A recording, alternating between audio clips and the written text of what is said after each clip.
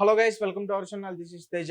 ప్రస్తుతం మనతో పాటు TDP spokesperson doctor A S Rao గారు ఉన్నారు. సార్ నమస్తే. సార్ నమస్తే తేజ, చెప్పండి. అంటే వాలంటీర్స్ రాజీనామా ఎందుకు చేశారంటే, ఇప్పుడు ఇంటింటికి వాళ్ళే తిరుగుతారు కాబట్టి డేటా కూడా వాళ్ళ దగ్గర ఉంటుంది. డేటా వాళ్ళ దగ్గర ఉంటుంది.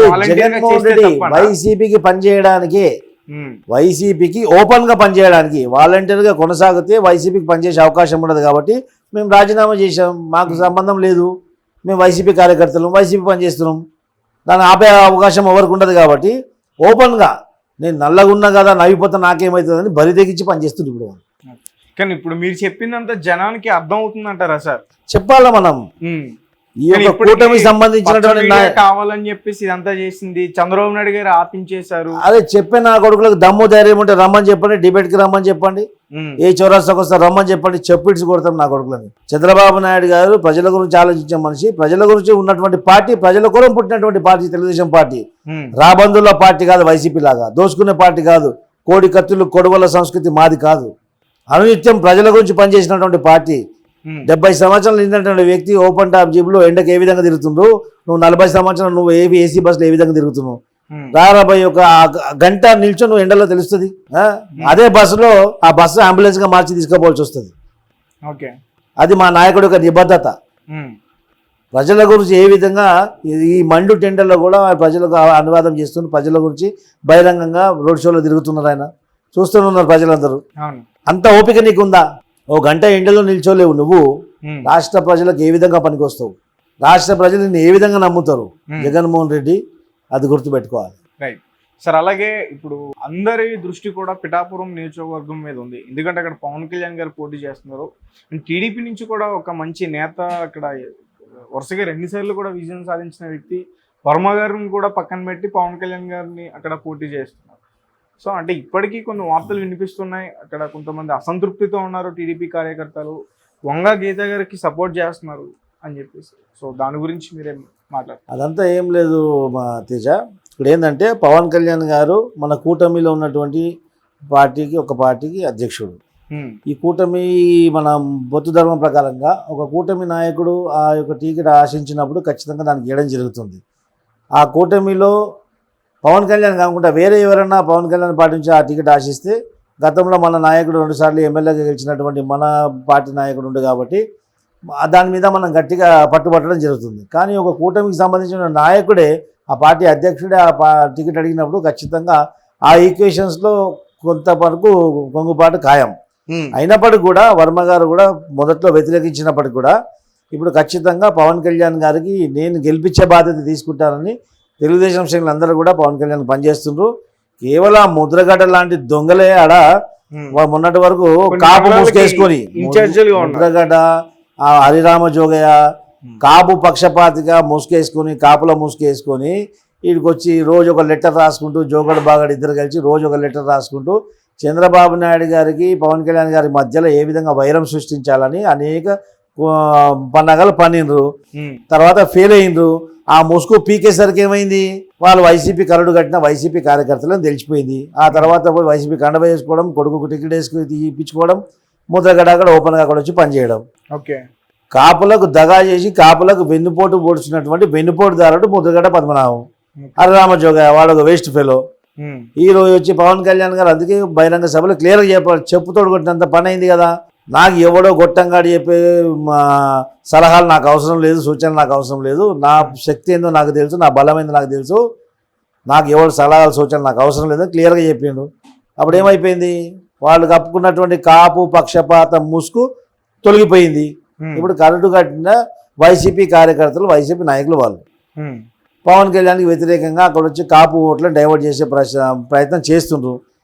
వాళ్ళ ముఖం మీద గాండ్రించి ఉమ్మేయడం జరుగుతుంది. ఎవరు వాళ్ళ ముఖం కూడా చూడట్లేదు.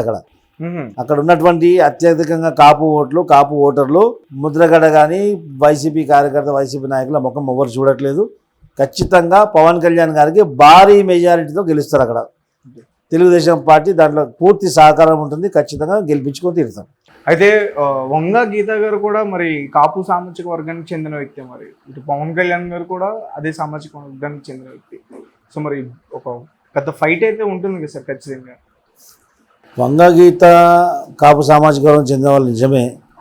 పవన్ కళ్యాణ్ కూడా ఓకే. కానీ పవన్ కళ్యాణ్ గారు ఈరోజు ఒక రాష్ట్రంలో ఒక ముఖ్య నాయకుడిగా ఒక పార్టీ, ఒక కాపులకు అనుకూలంగా ఉన్నట్టు ఒక పార్టీ ఉన్నప్పుడు కాపులందరూ కూడా జనసేనకు అనుకూలంగా ఉన్నారు ఇప్పుడు ఈరోజు. మా నాయకుడు కూడా రేపు అసెంబ్లీలో ఉండాలి, 4 నాయకులు ఉండాలి. రేపు వంగగీత గెలిచిన తర్వాత కూడా ఏమవుతుంది? గెలిచినా కానీ కాపు గెలుస్తుంది కదా. వంగగీత అందుకే చెప్పారు, మీరు గెలిచి దుర్మార్గుడిని సపోర్ట్ చేయకండి, ఒక రాక్షసుని పార్టీ నుంచి పోటీ చేస్తుండ్రు, అనవసరంగా మీ పేరు పొడగొట్టుకోకండి, అనవసరంగా మన కాపులలోనే వైరం క్రియేట్ చేసే ప్రయత్నం చేయకండి. ఆ ముద్రగడ్డ లాంటి హరిరాజ జోగయ్య లాంటి బ్రోకర్ల మాట విని అనవసరంగా మీరు పేరు పొడగొట్టుకోకండి అని చెప్పేసి పవన్ కళ్యాణ్ గారు క్లియర్గా చెప్పారు. గీతమ్మ మీరు కూడా మా చెల్లి లాంటి వాళ్ళే, అక్క లాంటి వాళ్ళే, అనవసరంగా పోటీలు చేయకండి, వేస్ట్ అని చెప్పారు. పోటీలు ఉన్నప్పటికీ కూడా ఆమెకి ఏం ఓట్లు పడవు. అనుకూల పవన్ కళ్యాణ్ గారికి అనుకూలత వాతావరణం అక్కడ క్రియేట్ అయిపోతుంది కూడా, అయిపోయింది కూడా already most all. Pawan Kalyan గారు గెలవడం ఖాయం. ఇంకోటి పవన్ కళ్యాణ్ గారు లాస్ట్ టైము ఒకరే పోటీ చేశారు కాబట్టి ఓడించగలిగారు.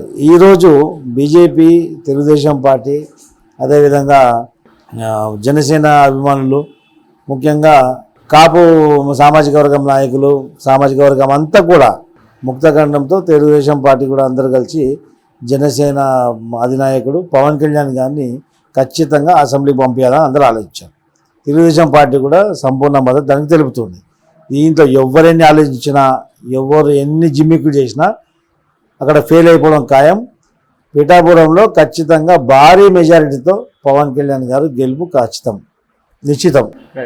అంటే గతంలో చూసుకుంటే ప్రజారాజ్యం పార్టీలో ఉన్నప్పుడు వంగగీత గారు అక్కడ ఎమ్మెల్యే కూడా గెలిచడం చూసాం. ఇప్పుడు పవన్ కళ్యాణ్ గారు వైపు వస్తారంటారా? ఇప్పుడు ప్రజారాజ్యం ఉన్నప్పటి పార్టీ, ప్రజారాజ్యం ఆ యొక్క టైం వేరే, ప్రజారాజ్యం ఉన్నప్పుడు టర్మ్ అనేది వేరే.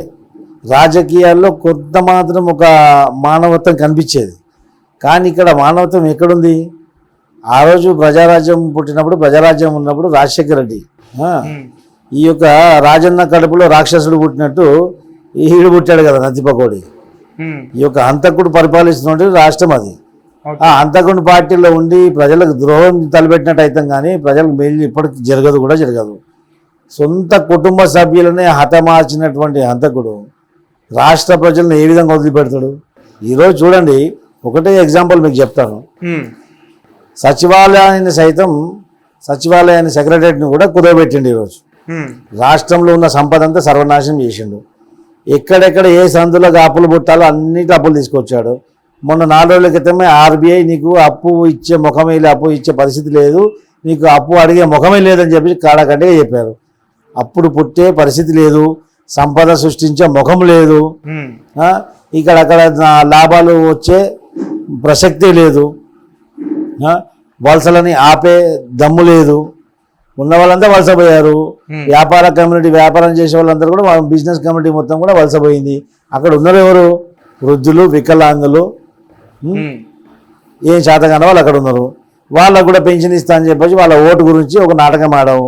ఇప్పుడు నువ్వు అధికారంలో కోసం ఈరోజు నువ్వు ఆ వృద్ధుల పెన్షన్ రాజకీయ అవకాశంగా వాడుకుంటున్నావు.